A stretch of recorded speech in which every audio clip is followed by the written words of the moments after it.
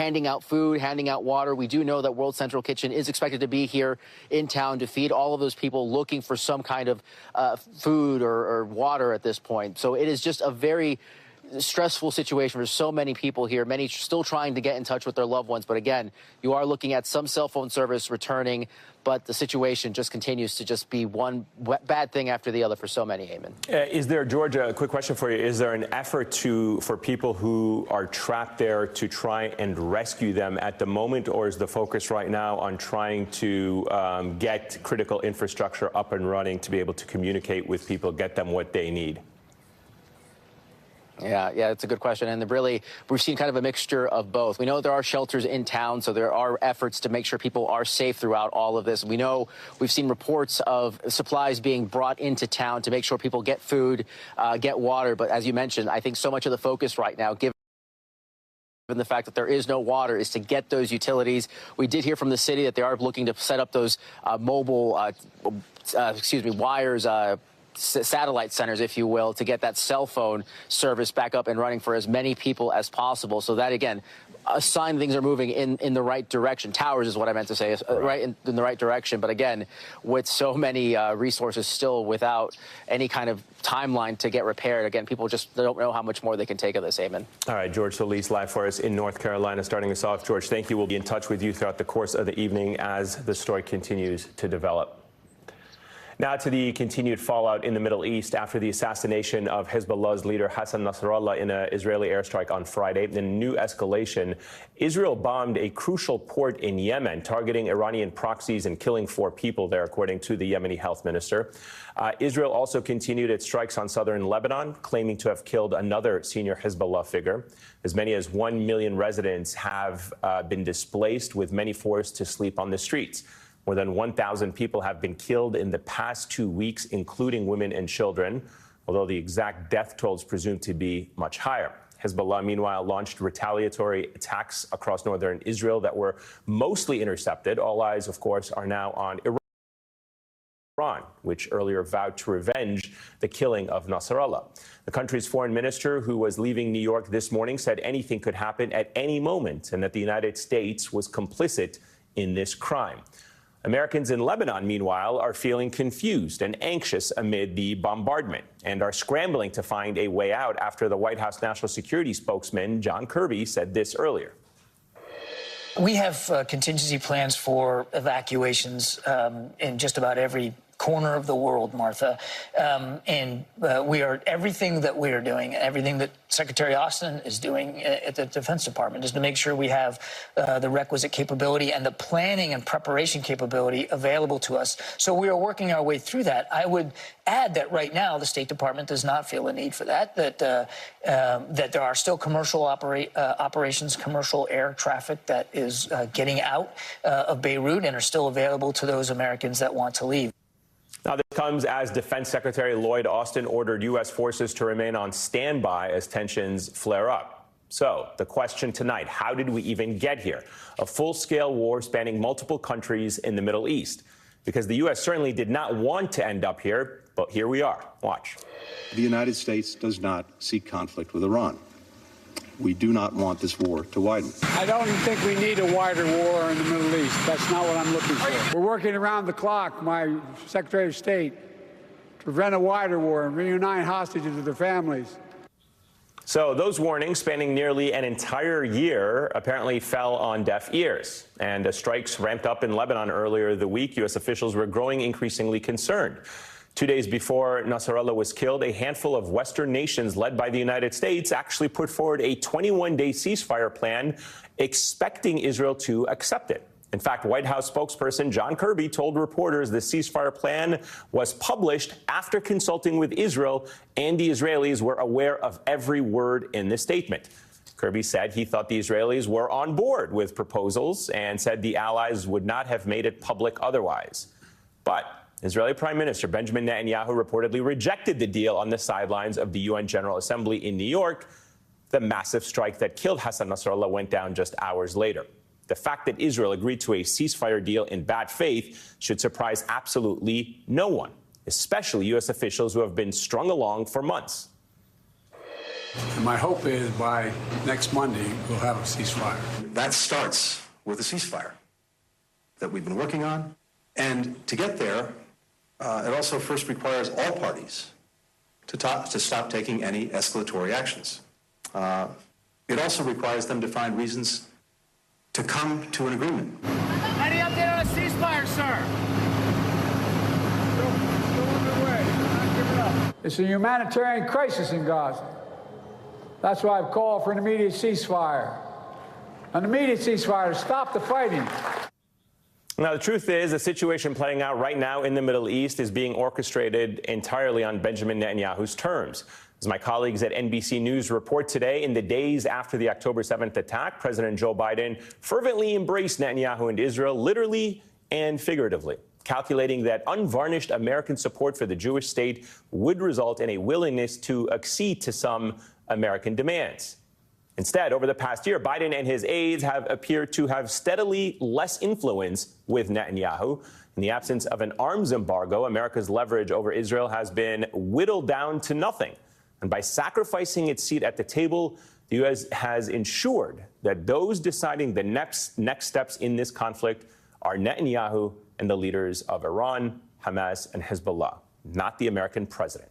Joining me now, MSNBC political analyst Peter Beinart. He's also the editor-at-large at Jewish Currents and author of the forthcoming book, Being Jewish After the Destruction of Gaza, A Reckoning. Also with us, Spencer Ackerman, author of the Forever Wars newsletter and Reign of Terror, How the 9/11 Era Destabilized America and Produced Trump.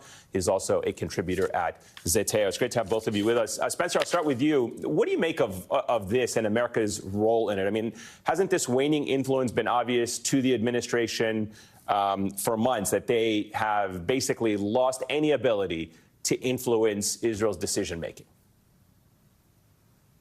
If they have, that's a self-imposed constraint without actually using the enormous leverage that that the United States has over Israel. There is no reason for Israel to stop any of these escalations alongside any of the fronts that this regional war is unfolding on.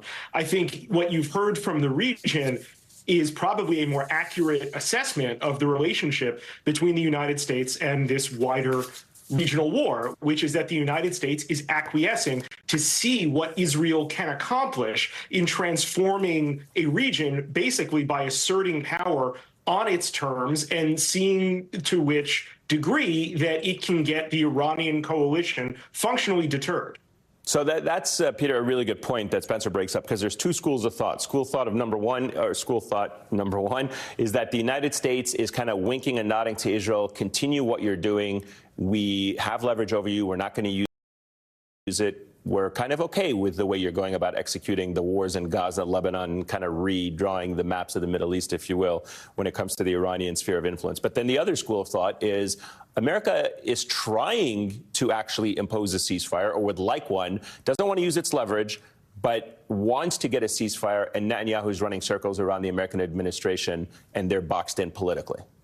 Which one do you think? If you're not using your leverage, you're not really trying, right? When Joe Biden says, I'm calling for a ceasefire, right? He's not just some guy, right? We're delivering many of the weapons. We're protecting the Israel International Forum. So there's this very strange passivity, right? And if the U.S. thinks this is good for the United States, for Israel to doing this, it strikes me as pretty insane, right? First of all, this will increase the risk of terrorism against the United States.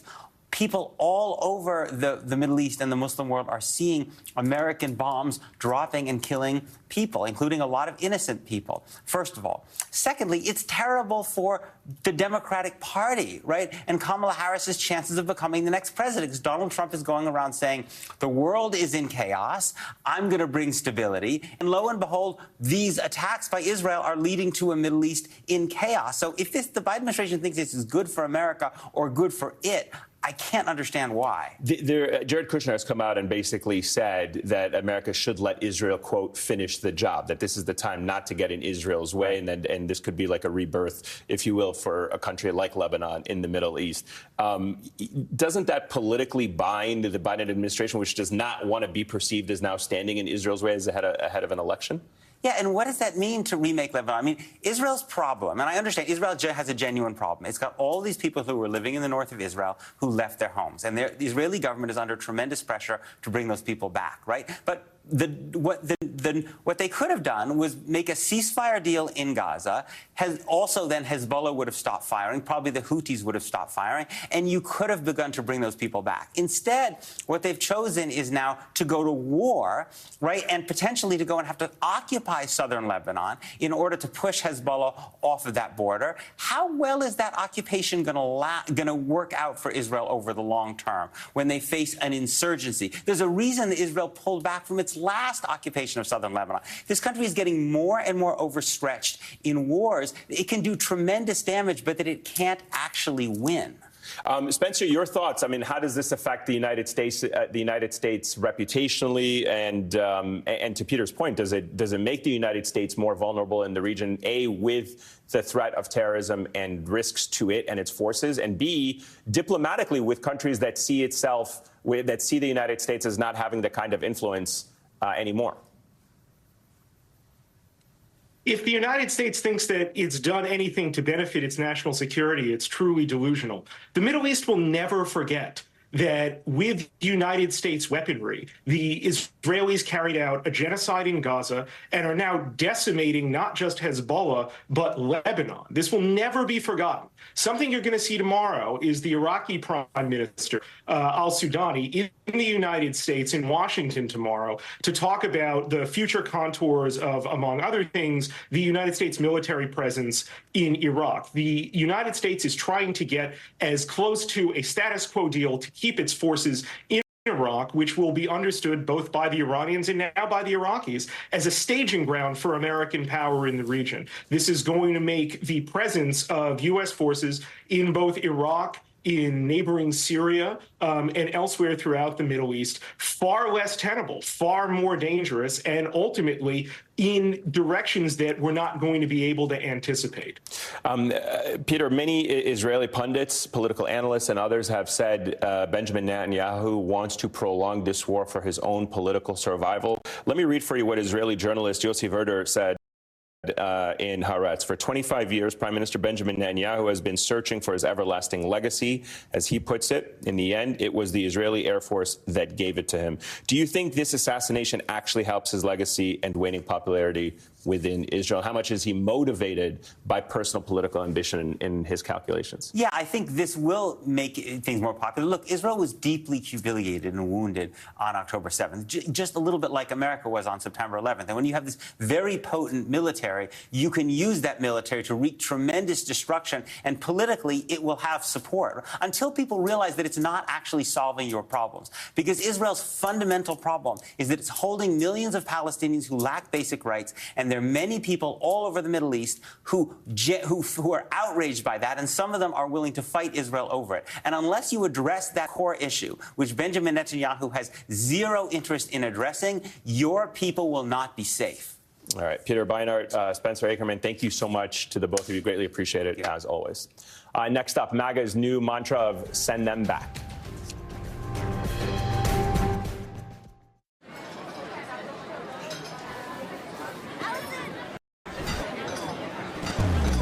Introducing Allison's Black Psoriasis.